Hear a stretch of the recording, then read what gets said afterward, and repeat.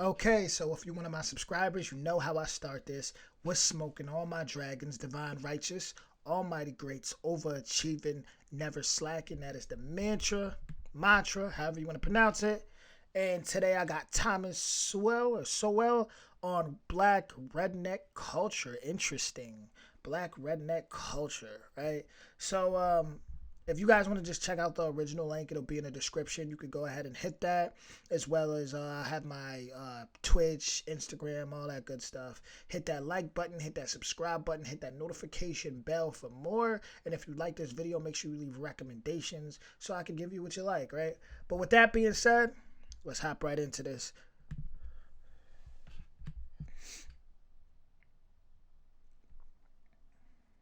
It's like, I mean, the average of black kid today, I think, is probably better off, certainly materially, than, say, Ben Carson was when he was growing up. Ben Carson, the famous Black surgeon neuroscientist. at Johns Hopkins. Right, right.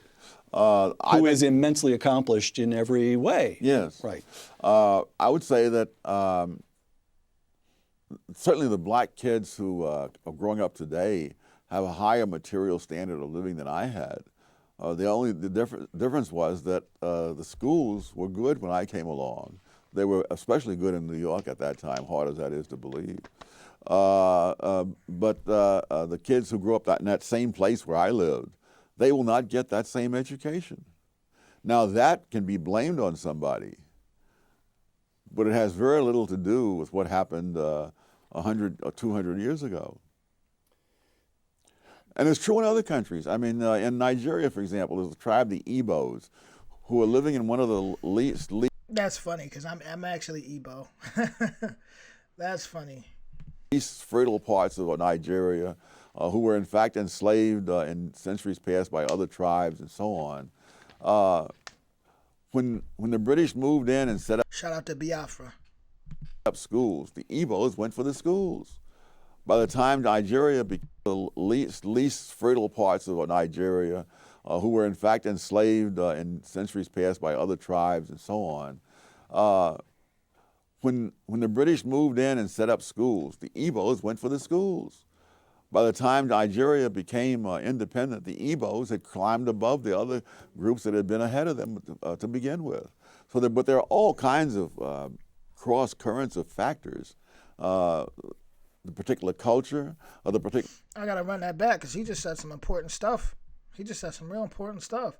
Hope gotta hear this man out. In centuries past by other tribes and so on. When the British moved in and set up schools, the Igbos went for the schools. To all my Igbos, ututuoma. By the time Nigeria became independent, the Igbos had climbed above the other groups that had been ahead of them to begin with. So, but there are all kinds of cross currents of factors. The particular culture, or the particular geography, you run through the whole list of them. You cite in Intellectuals and Race, you cite an observation by the intelligence expert, IQ scientist James Flynn, that just stopped me cold. After the Second World War, you've got large numbers of American troops remaining in Germany. For that matter, there's still several tens of thousands there today.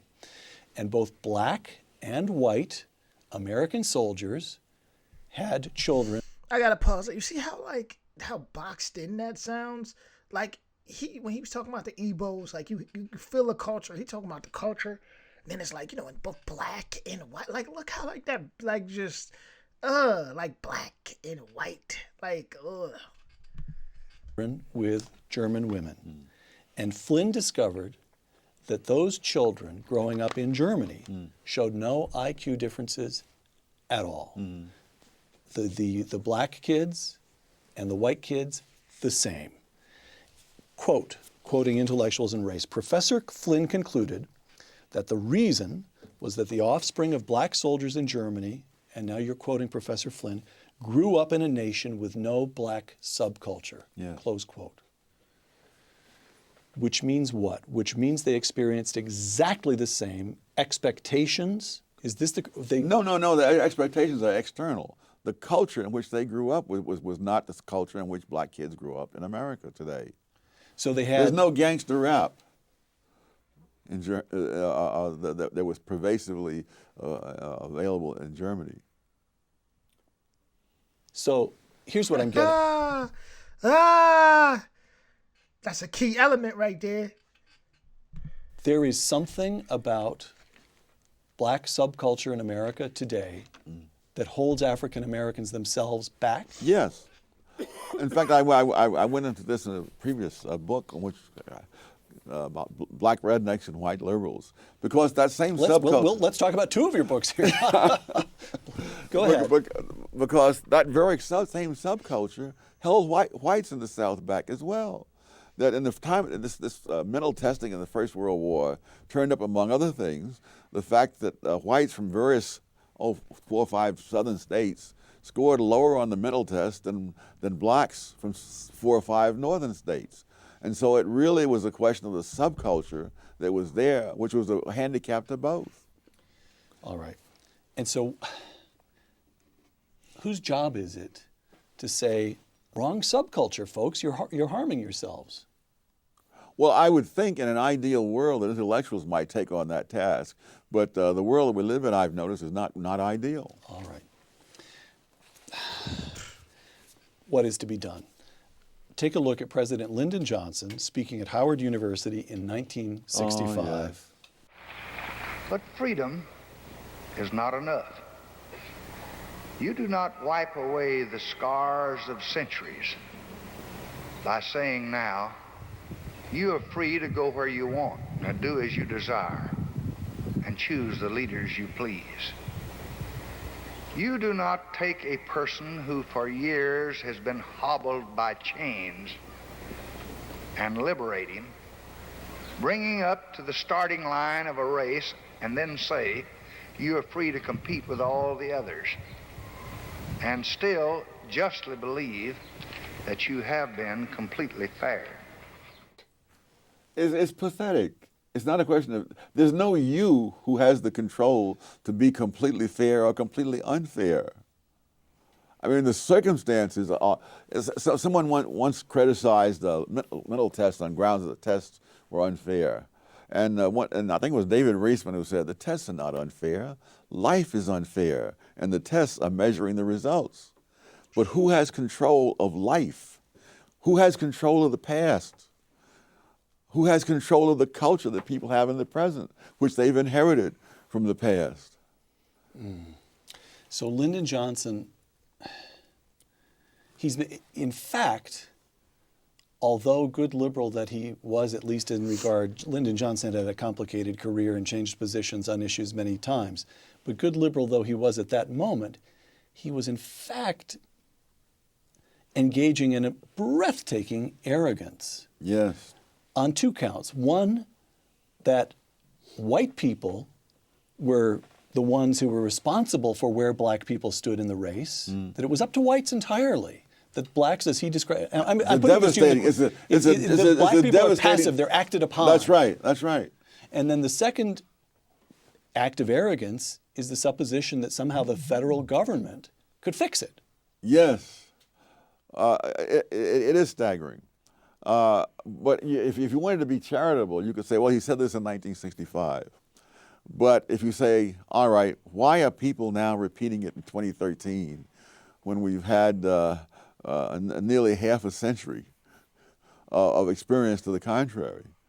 And if you look within the black community, those blacks who had escaped what I call the black redneck culture, they've moved on.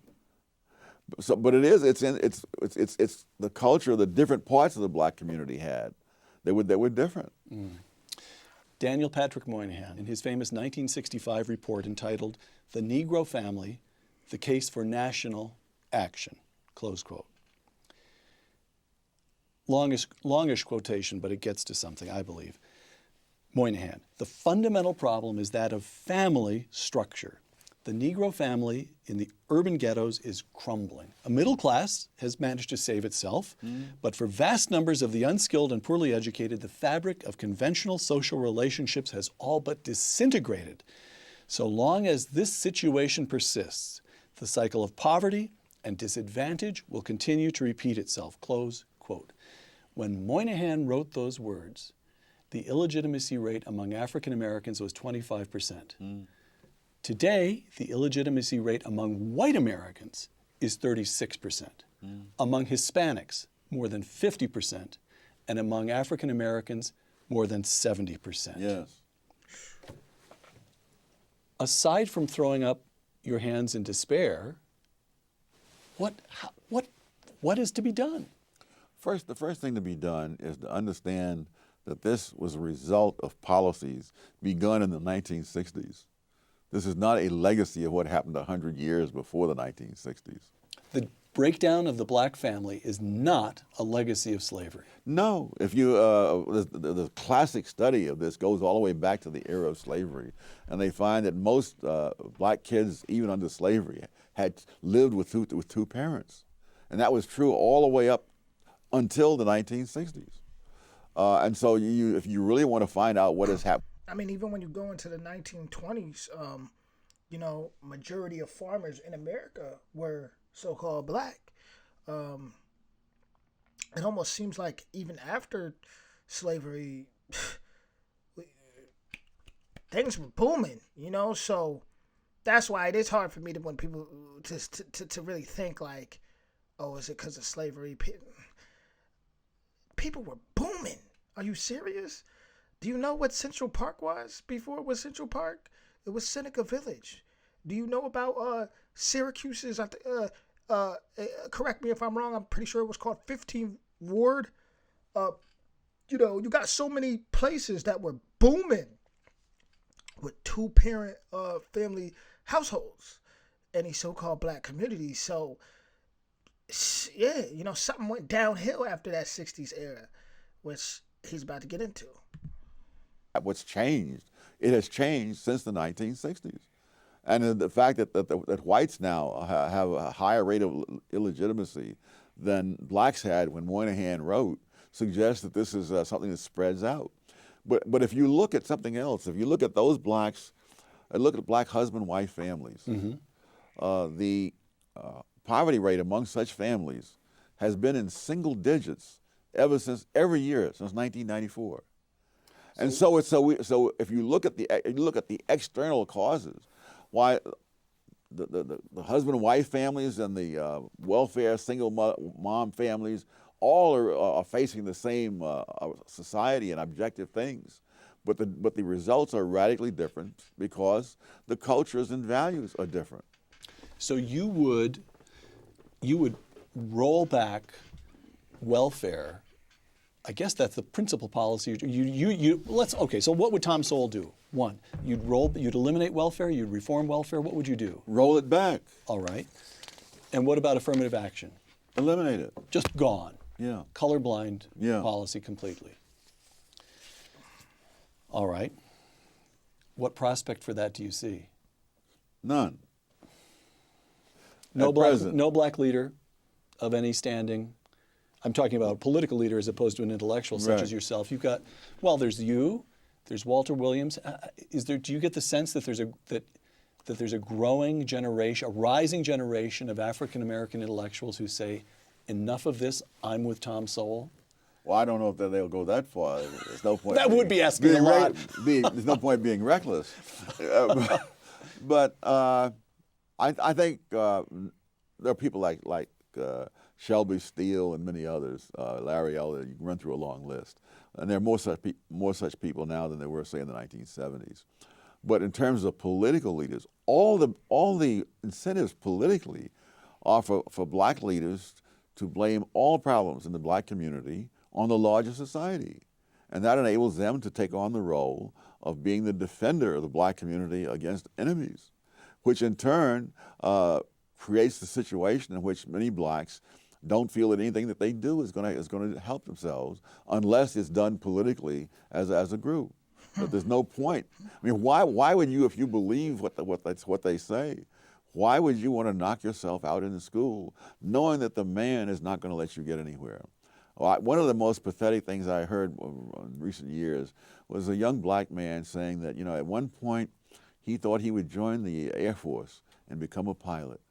And then he says he realized that the white man is not going to let a black man become a pilot. And he was saying this decades after the Tennessee Airmen had established their reputation in combat in Europe, you know. But the hopelessness is one of the big products of the. I get where he's going. It's like, basically, guys, we got to create your own reality. You can't, don't let nothing hold you back. We gotta.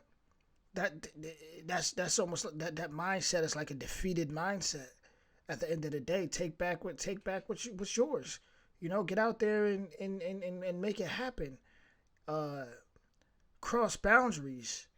Create those boundaries after you cross them. Create new boundaries. Like nothing's gonna be. If you want a new world, you gotta go and create that new world. So there definitely is that hopeless giving up mentality that I see amongst people. The race industry, that you have no chance. I remember giving a talk at Marquette, and at the end of the talk, among the questions that was asked, a young black man got up and he said, "Even though I am graduating from Marquette University, what hope is there for me?" And having gone through college when I was in the 50s, I don't remember any blacks saying that in the 1950s, when there was a lot more obstacles to overcome. See, even if I may not agree about certain things, I still shut up and listen, just off the simple strength that he is an elder and his experience is a lot more than mine, So I listen to what he says. Like I personally don't agree with, for me, like going to any colleges and based on what I have to do or what are my goals in life, but that's not to say someone else's goals, My personal goals is to just creatively bring something to this world that to help just heal it in a sense and just help people to wake up and through getting to their heart, and letting them really feel where I'm coming from through creativity. When I hit my 30s, I plan on dropping films. But I personally don't feel like I also, it's the era I live in too. Like I live in an era where you don't need to go to school to learn how to use a camera.